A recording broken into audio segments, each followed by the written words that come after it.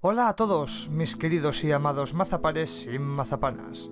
Bienvenidos a una nueva edición de 3 curiosidades que quizás desconocías.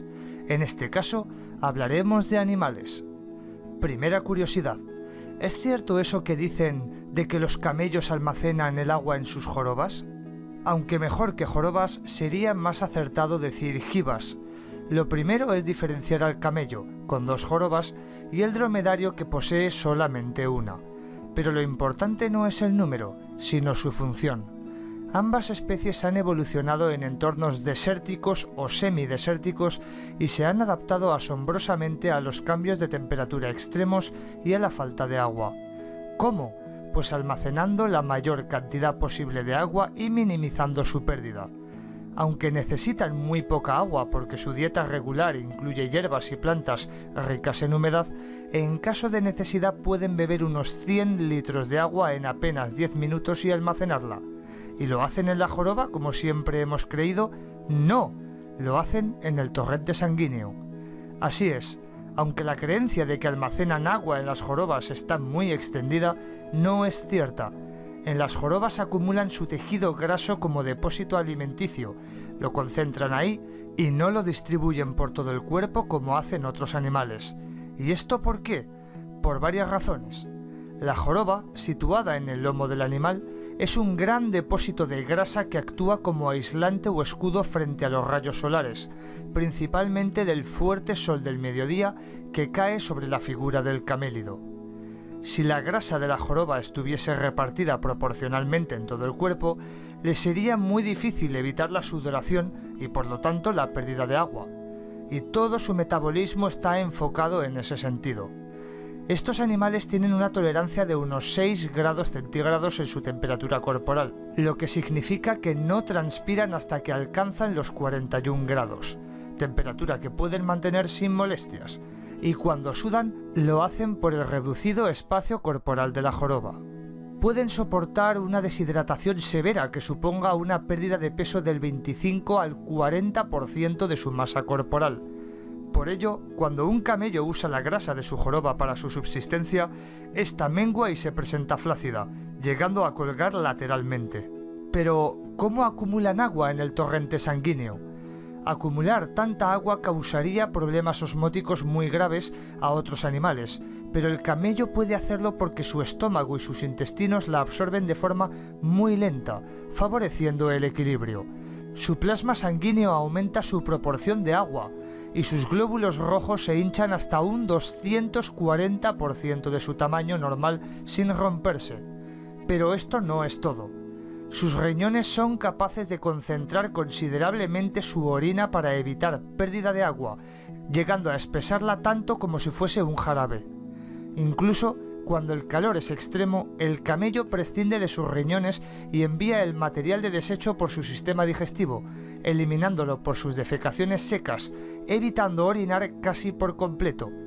Además, en sus defecaciones, pueden extraer casi toda el agua de sus heces hasta tal punto de que pueden ser utilizados como combustible nada más defecar. Los beduinos llaman a este animal Ata Alá, o regalo de Dios, ya que además de montura y animal de carga, beben su leche que es muy nutritiva, su pelaje se utiliza para elaborar prendas y accesorios de todo tipo y también se come su carne. Sin duda los camélidos son una maravilla de la evolución. Segunda curiosidad. ¿Cómo funciona la anatomía de la jirafa para soportar su larguísimo cuello? Ahora vamos con un primo de los camélidos que también ha evolucionado de una manera increíble. Son más de 3 metros de cuello y hay que vencer la fuerza de la gravedad. ¿Cómo hacen para que la sangre suba tan arriba? ¿Válvulas especiales? ¿Músculos superdesarrollados? La jirafa es un mamífero propio de África. Es la más alta de todas las especies vivientes de animales terrestres. Los machos pueden medir de 4,8 a 5,5 metros de altura y pesar casi 1 tonelada. Pero sin duda su rasgo más distintivo es su cuello, que les permite alcanzar las hojas más altas y tiernas de los árboles. Paralelamente a esta, la jirafa ha desarrollado otras modificaciones anatómicas, entre las que destacan las habidas en su sistema circulatorio. Su corazón es enorme, de unos 12 kilos de peso, unos 60 centímetros de longitud y con unas paredes de hasta 7,5 centímetros de grosor. Este músculo increíblemente potente bombea la sangre con una increíble fuerza, generando una presión sanguínea que duplica la de cualquier otro mamífero de gran tamaño. Así, la sangre alcanza el cerebro y, ya en el camino de vuelta, un músculo en la vena yugular agrega presión al vaso sanguíneo para acelerar el regreso al corazón. Esa presión tan alta va bien para la cabeza, pero ¿qué pasa con el resto del cuerpo? La presión es excesiva para otras partes del organismo que se encuentran a menor distancia. En otro animal, esa elevada presión sanguínea forzaría a la sangre a ser expulsada a través de las paredes capilares. Pero el grosor de los vasos sanguíneos, su tejido conectivo y la gruesa piel de la jirafa, muy ajustada en sus extremidades inferiores, mantienen la presión extravascular previniendo el estancamiento de sangre y el edema. ¿Y cuando la jirafa baja la cabeza para beber o para pastar? ¿No se le acumula la sangre en la cabeza? La lógica invita a pensar así al añadir la gravedad a la presión sanguínea, pero esto no sucede gracias a válvulas especiales contenidas en los vasos del cuello de la jirafa. Estas válvulas trabajan para que la sangre llegue al cerebro con la presión habitual, cuando la cabeza se encuentra más abajo que el centro de gravedad del animal. Si la jirafa se viera obligada a recuperar su posición habitual con prontitud, por la presencia de un depredador o cualquier otra situación de emergencia, el repentino cambio de altura de su cabeza no le ocasionaría un mareo o un desmayo, puesto que las válvulas habrían mantenido la presión constante en todo momento.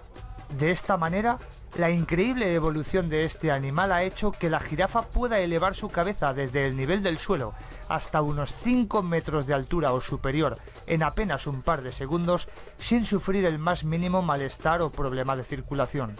Y como curiosidad extra se puede decir que como primo que es de los camellos, cuando se nutre con alimentos frescos y jugosos, una jirafa puede permanecer mucho tiempo sin agua y son bastante resistentes a vivir sin agua.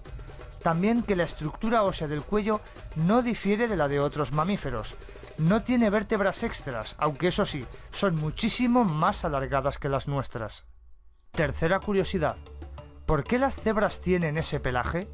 Es rayado, llamativo y muy bonito, sin duda, pero la estética no es el motivo. Algo causó que el proceso evolutivo de las cebras les llevase a desarrollar este peculiar diseño. Muchas teorías se han formulado, muchas opiniones se han vertido, que si podrían ser un estupendo camuflaje contra los depredadores, especialmente en entornos de hierba alta, que si podrían tener un papel socializador al permitir a los diferentes especímenes distinguirse o reconocerse entre sí, que podrían servir de protección contra los depredadores cuando pastan en manada, por el efecto de desorientación que la acumulación de rayas causaría en sus perseguidores, y un sinfín de teorías que, aunque interesantes, no eran ciertas. Las poblaciones de cebras suelen ser más abundantes en parajes en los que no predomina la hierba alta. Otros animales se distinguen sin necesidad de un pelaje tan contrastado, y una vez en carrera la manada se dispersa. La realidad es más banal, pero muchísimo más curiosa y también práctica. Una teoría que parece ser la auténtica ha descartado a todas las anteriores. Los tábanos. La sabana africana cuenta con una fauna tabónica especialmente rica. Unos insectos muy molestos que propagan enfermedades y que pueden causar estragos entre la población si se declara una epidemia. Pero, ¿qué tienen que ver las rayas con los insectos? Un estudio realizado por científicos suecos y húngaros, publicado recientemente en el Journal of Experimental Biology, presenta la teoría de que los tábanos y otras moscas portadoras de enfermedades fueron el motor evolutivo de las rayas de las cebras, aportando evidencias y datos experimentales. No sería la primera vez en la historia que insectos como los mosquitos o los tábanos diezman completamente una población animal. Los caballos no son una excepción a estos sucesos. Los colores oscuros reflejan la luz polarizada de un modo parecido al que lo hace la superficie del agua, y los tábanos sienten una especial atracción por el agua, que les es necesaria tanto para beber como para depositar sus huevos en ella. Como resultado, los insectos sienten mayor atracción por los caballos negros o de pelaje oscuro que por los blancos. Las cebras, pues, desarrollaron unas rayas blancas sobre el pelaje negro con una disposición y anchura tales que provocan un efecto visual disuasorio en los tábanos, para pasar desapercibidos y evitar sus picaduras, que en gran porcentaje son vectores de enfermedades mortales. Hay una duda desde hace muchísimos años que decía: ¿son las cebras blancas con rayas negras o son negras con rayas blancas?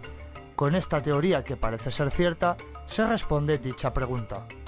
Y ya sabéis, chavales, likeazo si os ha gustado el vídeo, comentarios, quiero vuestros comentarios, y que si os ha gustado el vídeo nos veremos muy prontito en el siguiente.